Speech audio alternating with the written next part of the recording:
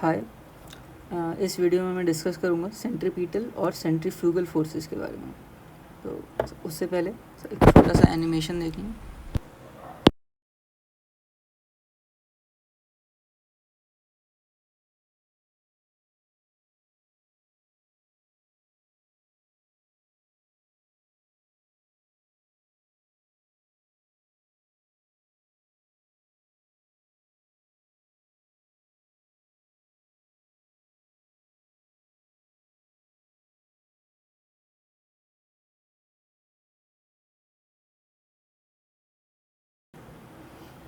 तो इस वीडियो में बेसिकली वो लड़का बाल्टी में पानी भर के उसको एक वर्टिकल सर्कल में घुमा रहा है, बट वो पानी जो बाल्टी के अंदर है वो नहीं गिर रहा।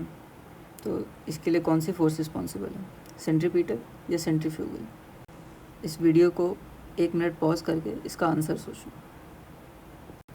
फिर इसको हम लोग वीडियो के एंड में डिस्कस करते हैं। पहले बात करते हैं सेंट्रीपिटल फोर्स की। सेंट्रीपिटल फोर्स रिस्पॉन्सिबल होती है सर्कुलर मोशन के लिए। अगर ये फोर्स एग्जिस्ट नहीं करेगी तो ऑब्जेक्ट एक सर्कुलर मोशन में मूव नहीं कर पाएगी। बट सेंट्रीपिटल इस फोर्स का नाम नहीं है, जैसे ग्रेविटेशनल फोर्स है या न्यूक्लियर फोर्स है, वो उस फोर्स का नाम होता है। सेंट्रीपिटल फोर्स कोई भी फोर्स हो सकती है जो एक ऑब्जेक्ट को एक सर्कुलर मोशन में मूव करा रही है, और ड्यूरिंग सर्कुलर मोशन जो रिजल्टेंट होता है सारी फोर्सेस का जो बॉडी पे एक्ट कर रही है वो टूवर्ड्स द सेंटर एक्ट करना चाहिए। तो सेंट्रीपिटल फोर्स ज़रूरी नहीं सिर्फ एक ही फोर्स हो सकता है रिजल्टेंट ऑफ मल्टीपल फोर्सेस हो, जैसे हमने पिछले वीडियो में देखा था, बट उनका टोटल रिजल्टेंट सेंटर की तरफ एक्ट करना चाहिए। तो सेंट्रीपिटल फोर्स हमेशा सेंटर की तरफ एक्ट करती है, और उसका फॉर्मूला होता है mr⍵² या फिर mv²/r या mv ओमेगा। जैसे सेंट्रीपिटल एक्सेलरेशन का फॉर्मूला होता था -ω²r। तो जब फोर्स लेते हैं तो उसमें मास मल्टीप्लाई कर देंगे तो mω²r हो जाएगा।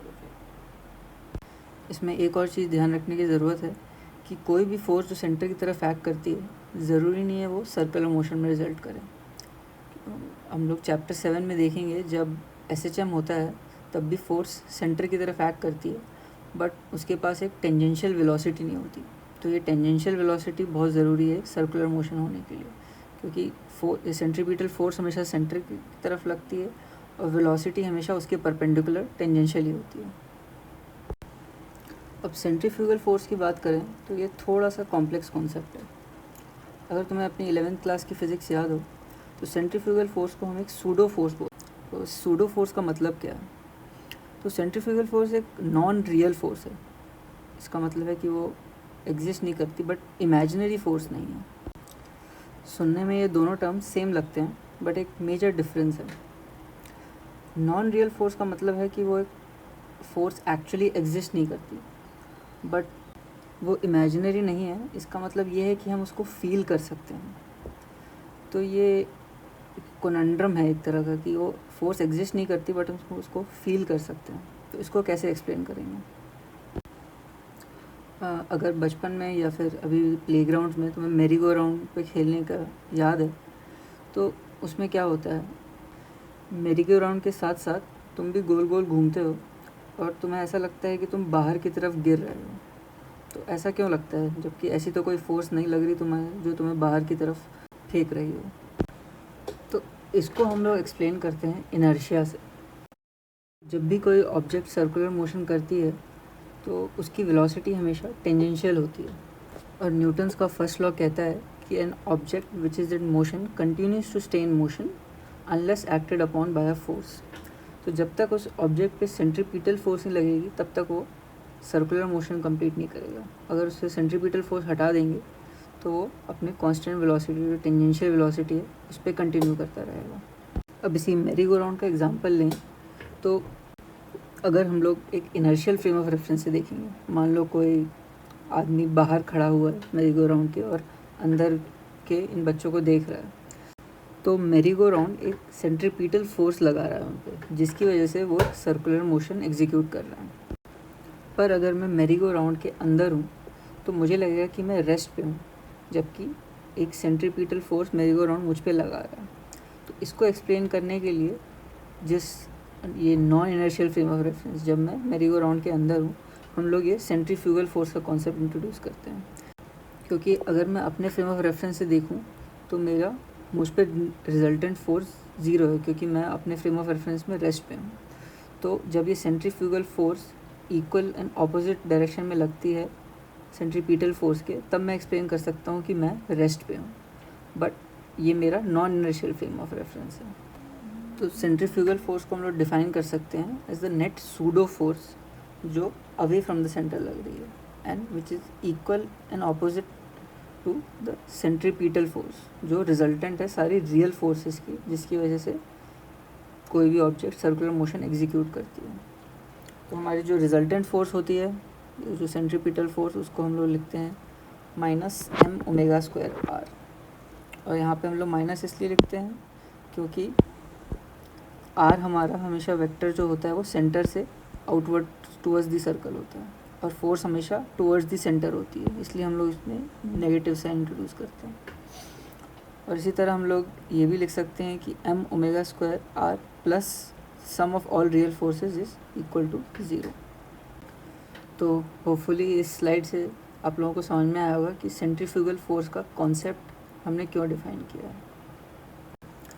अब वापस अपनी फर्स्ट स्लाइड में जो हमने वीडियो देखा था, इसको एक बार देख के फिर इसका एक्सप्लेन करते हैं।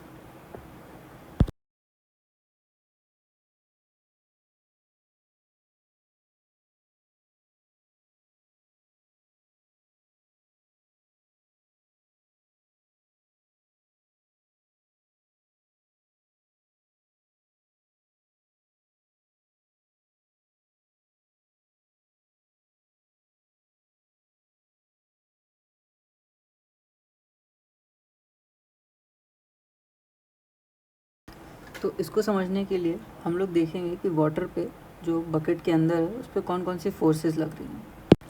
अगर हम एक इनर्शियल फ्रेम ऑफ रेफरेंस से देखें, मतलब समझ लो अगर मैं बकेट को लेके उसको वर्टिकल सर्कल में घुमा रहा हूँ, तो मेरे लिए उस पर एक सेंट्रीपिटल फोर्स लग रही है पानी पे, जो बकेट उसको प्रोवाइड कर रही है, जो बकेट का बॉटम जो है वो उसको प्रोवाइड कर रहा है, जिसकी वजह से पानी बकेट से बाहर नहीं आ पा रहा है और पानी बकेट के साथ साथ एक सर्कल में घूम रहा है। अब सिचुएशन लेते हैं जब बकेट एग्जैक्टली वर्टिकल है, सबसे जब ऊपर है, तो यहाँ पे इस पर कौन कौन सी फोर्सेस लग रही हैं। यहाँ पे उस पर एक ग्रेविटेशनल फोर्स लग रही है वाटर पे और बकेट पे भी, बट अभी हम लोग सिर्फ वाटर की बात कर रहे हैं। और हम लोग जैसे वो सर्कल में घूम रहा है उसकी वजह से उसमें एक सेंट्रीफ्यूगल फोर्स इंट्रोड्यूस कर रहे हैं। अब इस सिचुएशन में पानी तभी नीचे नहीं गिरेगा जब सेंट्रीपिटल और सेंट्रीफ्यूगल फोर्स इक्वल हो, और इस केस में सेंट्रीपिटल फोर्स प्रोवाइड करने के लिए सिर्फ ग्रेविटी है और सेंट्रीफ्यूगल फोर्स उसकी रोटेशन की वजह से आ रही है, तो उसका मैग्नीट्यूड हो जाएगा m⍵²r और ग्रेविटेशनल फोर्स हो जाएगी mg, जो नीचे की तरफ लग रही है, और सेंट्रीफ्यूगल फोर्स जो ऊपर की तरफ लग रही है। तो उस सिचुएशन में जब ये दोनों फोर्सेस इक्वल होंगी तब हमारा, या फिर सेंट्रीफ्यूगल फोर्स mg से ज़्यादा होगी, तब पानी हमारा नीचे नहीं गिरेगा। जब लिमिटिंग केस होगा तब ये कंडीशन सेटिस्फाई हो जाएगी। इसका मतलब है कि उसका ओमेगा होना पड़ेगा √g/r। अगर इससे कम उसका ओमेगा या उसकी जो एंगुलर रोटेशनल स्पीड है, अगर इससे वैल्यू से कम हुई तो पानी नीचे गिर जाएगा। जैसे हमने वीडियो में देखा था, जब वो इनफ रोटेशनल स्पीड नहीं प्रोवाइड कर पाएगा तो पानी नीचे गिर जाएगा। इसलिए कम से कम इतनी हमारी रोटेशनल स्पीड होनी चाहिए पानी ना गिरने की। अगर इससे कम स्पीड में घूमेगा पानी तुम्हारे सर पे गिर जाएगा। अब इन फोर्सेस को समझने के लिए एक एक्टिविटी भी ट्राई कर सकते हो। अगर तुम्हें कहीं से एक स्प्रिंग बैलेंस मिले तो इसमें एक छोटा सा मास अटैच करो, मे बी 200 या 400 ग्राम का। फिर उसको दूसरे साइड से पकड़ के हॉरिजॉन्टली गोल गोल घुमाओ और फिर देखो कि स्प्रिंग बैलेंस की रीडिंग कैसे चेंज होती है। तुम लोग नोटिस करोगे कि उसका बैलेंस उसी मास पे अब ज़्यादा रीडिंग दिखा रहा है। अभी जो कॉन्सेप्ट्स पढ़े हैं सेंट्रीफ्यूगल और सेंट्रीपिटल फोर्स के, इससे अब एक्सप्लेन कर सकते हो कि ऐसा क्यों हो रहा है।